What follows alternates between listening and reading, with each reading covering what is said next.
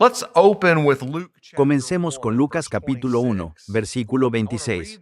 Quiero leer el texto y luego quiero que volvamos atrás y hagamos algunas reflexiones a través del texto. Este es Lucas capítulo 1, versículo 26. Al sexto mes del embarazo de Isabel, Dios envió al ángel Gabriel a Nazaret, un pueblo de Galilea, a una virgen comprometida para casarse con un hombre llamado José, descendiente de David. El nombre de la virgen era María. El ángel se acercó a ella y le dijo: «Saludos, muy favorecida. El Señor está contigo». María se turbó mucho al oír estas palabras y se preguntaba qué sería ese saludo. Pero el ángel le dijo: «No temas, María, has hallado favor delante de Dios. Concebirás y darás a luz un hijo, y le pondrás por nombre Jesús. Él será grande y será llamado Hijo del Altísimo. El Señor Dios le dará el trono de David su padre, y reinará sobre la descendencia de Jacob para siempre. Su reino nunca tendrá fin».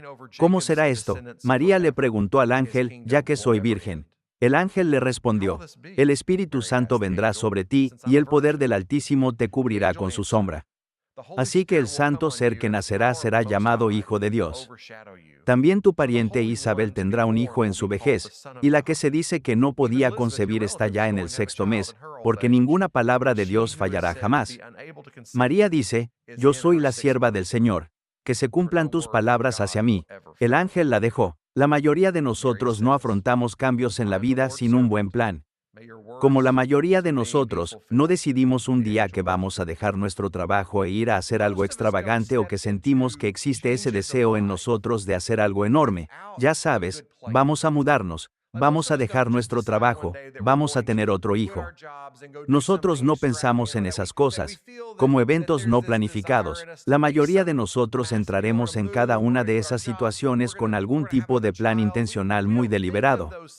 Y entonces, cuando pensamos en, digamos, dejar un trabajo, nos vamos a asegurar de haber tenido una entrevista y de tener otro trabajo asegurado. Nos aseguraremos de que cualquier decisión importante se tome teniendo todos los planes financieros establecidos y que estemos preparados para lo que viene. No asumimos ningún riesgo a menos que éste ya se haya reducido. Y a eso le llamamos sabiduría. Decimos que es sabio tomar decisiones inteligentes, no es así. Pero Lucas nos cuenta la historia de una joven llamada María, que no tuvo ese lujo en su vida. Y ella dio algunos pasos increíbles en la fe. Miremos nuevamente Lucas capítulo 1, versículo 26 por un momento. Y como nosotros miramos el capítulo 26, dice que en el sexto mes del embarazo de Isabel, Dios envió al ángel Gabriel a Nazaret, a un pueblo de Galilea, a una virgen comprometida para casarse con un hombre llamado José. Él es descendiente de David. Ya sabes, cuando miro los números 26 y 27, el nombre de la virgen es María. Lo primero que me di cuenta en ese momento es que ella es una persona común y corriente de un lugar común. No hay nada mágico, no hay nada especial, no hay nada milagroso en María y en su ubicación. Nazaret es una ciudad perdida en medio de un camino que no lleva a ninguna parte. De hecho, tienes que querer intencionalmente ir a Nazaret para llegar a Nazaret. Es uno de ese tipo de lugares. Las autopistas lo rodean y todos los recursos lo rodean. Todo está fuera del camino. Entonces Nazaret es esta pequeña ciudad, y luego se nos dice María. María no es una mujer famosa. Ella no es una influencer de TikTok.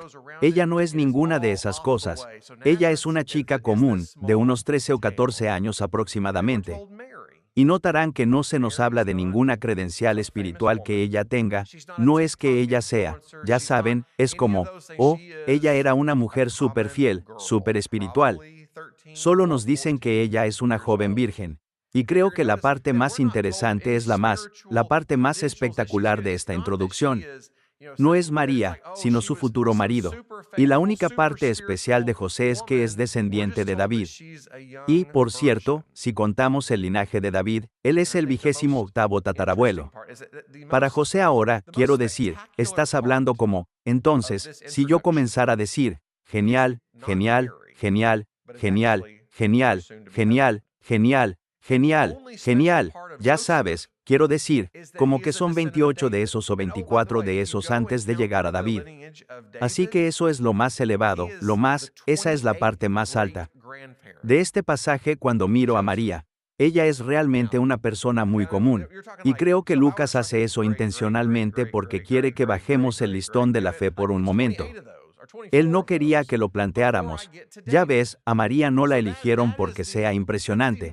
Ella fue elegida porque está disponible. Y ella está dispuesta a decir que sí. Ella es una mujer de fe. Ella cree en Dios. Y entonces Gabriel se acerca a ella y le dice, tú eres favorecida. Tú eres, no es que seas fiel, es que eres favorecido. Fiel implicaría que ella está en esta increíble relación con Dios. Él usa el favor, lo cual significa que Dios es quien la mira con amor y bondad. Y lo primero que veo es que María es una persona común y corriente en un lugar común y corriente. A medida que avanzo hacia los versículos 28 y 29 de este pasaje, veo que Dios nunca realmente nos da una explicación. Allí está, no hay comprensión de por qué Dios le da su favor. Dios la ama por alguna razón, y a nosotros realmente no, todavía no nos dicen nada mejor. Este es el versículo 28. El ángel se acercó a ella y le dijo, saludos, muy favorecida, el Señor está contigo. María se turbó mucho al oír esta palabra y se preguntaba qué clase de saludo sería este. Saludos a todos vosotros, que sois altamente favorecidos. Fácilmente podría haber dicho, saludos, María, llena de fe. Saludos, María, la única y justa. Podría haber dicho, María, la que no se parece a ninguna otra, la que es verdaderamente espectacular. Pero no lo hizo, y lo que es más intrigante es por qué no nos dicen nada de esto. Es porque María está sorprendida. Ella está en shock. Probablemente haya un poco de horror en ella porque cada vez que aparece un ángel, la mayoría de la gente tiene miedo. No es que ella aparezca y se sienta orgullosa de sí misma. No es que ella se llena y ella dice, oh, sí, soy tan genial. Es que él aparece, este ángel aparece y ella está asustada y se pregunta. Y me di cuenta que ella es una chica normal, de un pueblo normal. Ella tiene, digamos, 14 años. Ella es una chica normal de 14 años que en este momento está comprometida para casarse. Ella está comprometida, esa es su palabra. Y para nosotros es un poco, es incómodo pensar que una chica de 14 años esté lista para casarse, pero eso era muy común en esa época. Ella es una niña de 14 años que se está preparando para el matrimonio. Piensas en chicas de 14 años, y si se estuvieran preparando para el matrimonio, estarían emocionadas de casarse con su futuro esposo. Estarían emocionados, ya sabes, porque sus familias estarían emocionadas con su mamá y su papá. ¿Tendría ella los mismos sentimientos de familia? Eso lo tendría cualquier jovencita. Avanzo un poco más en nuestro texto. Ahora llego al versículo 34. Y me di cuenta que María tiene esta pregunta sobre Dios, pero ella honestamente cuestiona a Dios. Este es el versículo 34. ¿Cómo será esto? María le preguntó al ángel, desde que soy virgen, y es interesante, si regresamos al versículo 18 del capítulo 1, vemos una historia similar, excepto que esta es la historia de Isabel y Zacarías, a quienes se les dice que van a estar esperando a Juan el Bautista. Así que este es el versículo 18. Zacarías le pregunta al ángel, ¿cómo puedo estar seguro de esto? Soy un hombre mayor y mi esposa ya es de edad avanzada. Ahora, para aquellos de ustedes que han leído sus Biblias y conocen esta historia, ¿qué le sucede a Zacarías después de esta pregunta? Él está silenciado, él no puede hablar, y entonces él continúa esta vez durante al menos otros, 34 meses más o menos, sin poder hablar porque hizo una pregunta. María hace la pregunta y ¿qué pasa? El ángel responde, verás, creo que la diferencia es que Zacarías estaba haciendo esta pregunta como, ¿por qué debería creerte? ¿Por qué debería confiar en ti? Y María pregunta, ¿cómo va a realizar Dios esto? No es que Dios pueda realizarlo. Y entonces ella no pregunta si Dios puede hacerlo, pero ella pregunta cómo lo hará Dios. Y lo que noté mientras más miraba a María, es que esta no es una especie de fe superheroica a la que María tiene. Es una fe muy sencilla y honesta. En realidad es bastante normal. Y realmente ella no niega la biología de Dios. Ella sabe que no ha estado con un hombre, sabe que es virgen, sabe cómo se hacen los niños. Y ella piensa, yo no sé cómo va a pasar eso. Ella no le niega a Dios esa capacidad. Ella entiende que Dios es capaz. Ella simplemente no sabe cómo.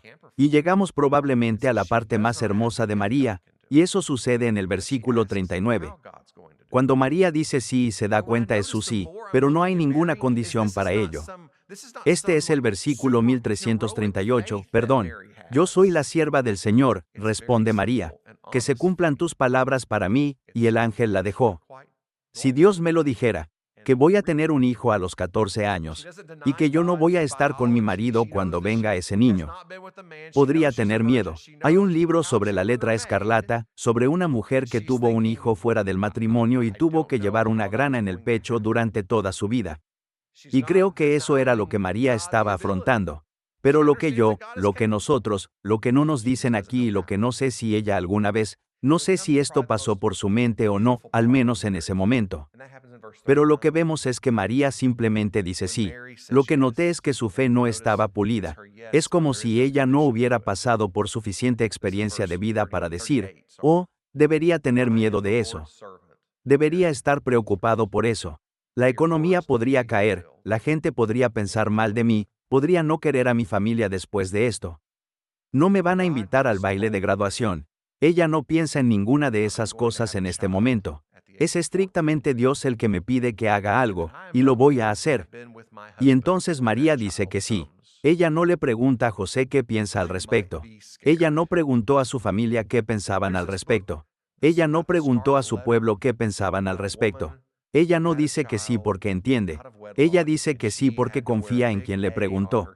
Cuando miro y todo lo que María nos enseña sobre la fe, nada en este texto nos dice que María tenía más fe que cualquiera de nosotros.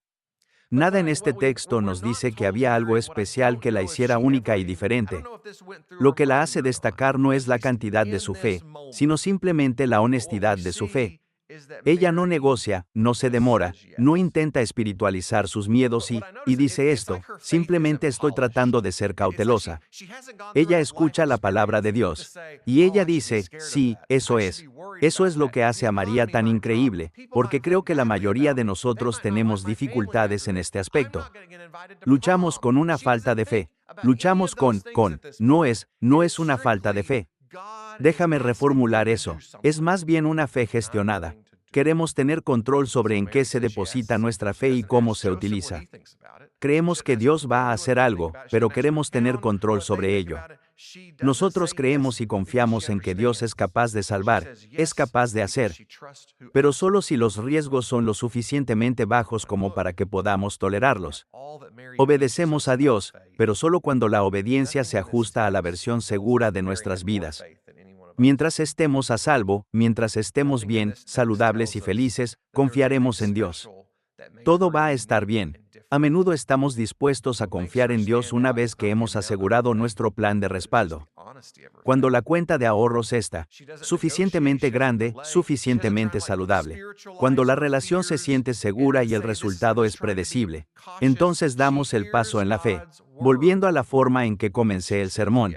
Si tuviéramos que renunciar a un trabajo, si tuviéramos que dar un aviso de 2 semanas, la mayoría de nosotros tendríamos otro trabajo asegurado. Decíamos, bueno, tengo que dar mi aviso de 2 semanas a un empleador para poder comenzar mi próximo empleo.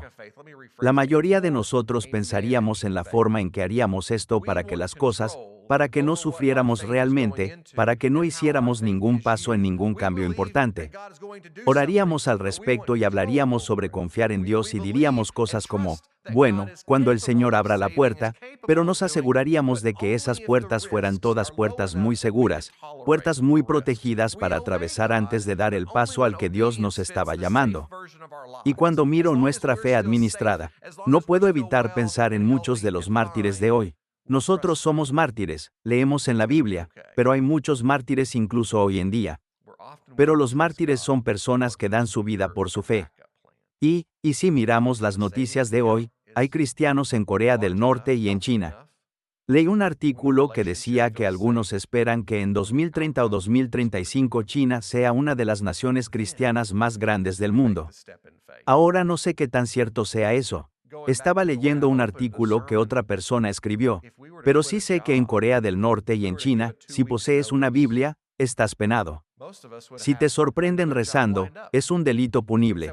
Si se reúne una gente con esos fines puede ser un delito grave. Un crimen que merecería ser enviado a prisión, ser puesto en campos de trabajo, e incluso podría ser ejecutado. Y aún así, esos cristianos todavía se aparean. Pensemos en nuestros hermanos y hermanas de Nigeria. Dicen que Nigeria es una de las naciones cristianas menos amigables en este momento, y que desde 2025 o 2020, 60,000 cristianos han sido asesinados allí. Bueno, esos son muchos años, ya sabes, 25 años. Pero también hay muchos cristianos. Hay una historia que surgió de Libia en 2015, cuando 25 cristianos coptos egipcios, hombres. Lo siento, en 2015 hubo 12 hombres cristianos a quienes se les dio la oportunidad de renunciar a su fe o morir. Todos eligieron la muerte y en esa misma historia, las familias egipcias enseñarán a sus hijos que cuando les apuntan con un arma a la cabeza, amas a Jesús. Y no renuncies a tu fe, y en el caso del mártir y en el caso de María. Me pregunto, a veces miramos y decimos que esa es una fe milagrosa. Pero me pregunto esta mañana, ¿es esa una fe realmente milagrosa? ¿O es eso lo que debería ser la fe? ¿Es esa una fe honesta y verdadera, pero una fe que se mantiene sin miedo? Y si eso es honesto, creo que ahí es donde la historia nos confronta, porque María nos muestra que la fe no es la capacidad de ver nuestro resultado, sino es la voluntad de confiar en Dios con el resultado.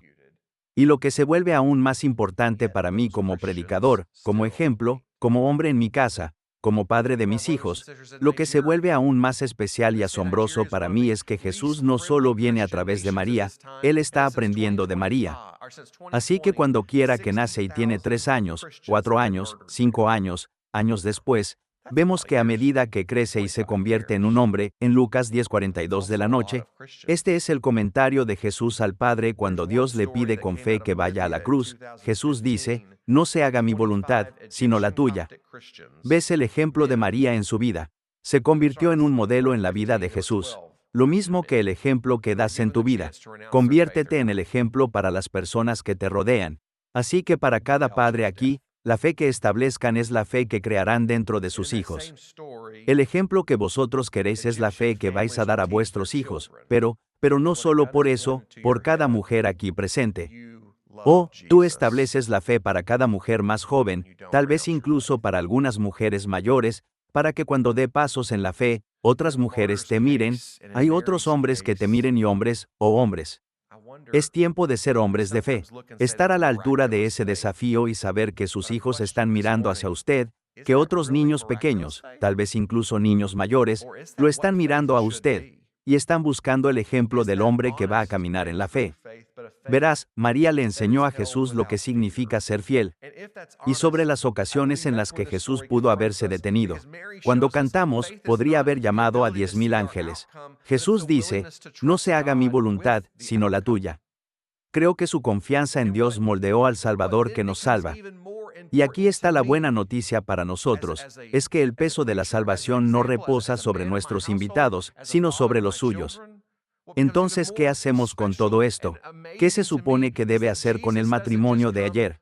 Yo creo que esta es una aplicación muy sencilla para mí. Es algo muy sencillo para todos nosotros. Cuando Dios nos llama, digamos sí.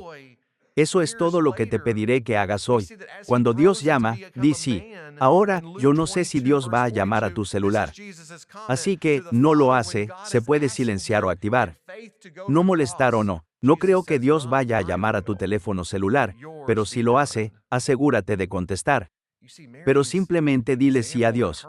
Verás, Dios te impulsará a hacer cosas, y entonces la pregunta es, ¿cómo responder a esas indicaciones? ¿Qué vas a hacer cuando Dios te llame? Porque tal vez hay una conversación que has estado evitando, una persona, un momento en el que necesitas disculparte con alguien, un perdón que necesitas ser dado, un momento en el que necesitas decir la verdad sobre la vida o sobre una situación, y estás evitando la conversación, pero hay esa pequeña voz que dice, deberías tener esa conversación. Dile sí a Dios, o tal vez es un pensamiento de que no estás dando lo suficiente, que necesitas dar más de diferentes maneras. Y quizá eso sea dinero, pero quizá también sea tiempo y energía. Y quizás digas, bueno, yo simplemente no tengo los recursos. Es Navidad. Yo tengo todas estas otras cosas sucediendo, y tal vez. La voz de Dios te está llamando a hacer eso. Y digámosle sí a Dios. Quizás Dios te esté impulsando a confiar más en Él, y tal vez esa confianza parezca una decisión futura para tu vida y tu familia. Quizás esa confianza se parezca al bautismo. Y todo el llamado es decir sí a ser bautizado, sí a Dios y a cualquier paso fiel que necesite dar, sí a Dios. Y así hoy, el mensaje que creo que María nos está enseñando a cada uno de nosotros. Es decir sí a Dios. Porque no creo que Dios busque una fe extraordinaria. Creo que está buscando la fe en una persona que simplemente esté dispuesta a decir que sí. Esta mañana espero que cada uno de vosotros diga sí a Dios.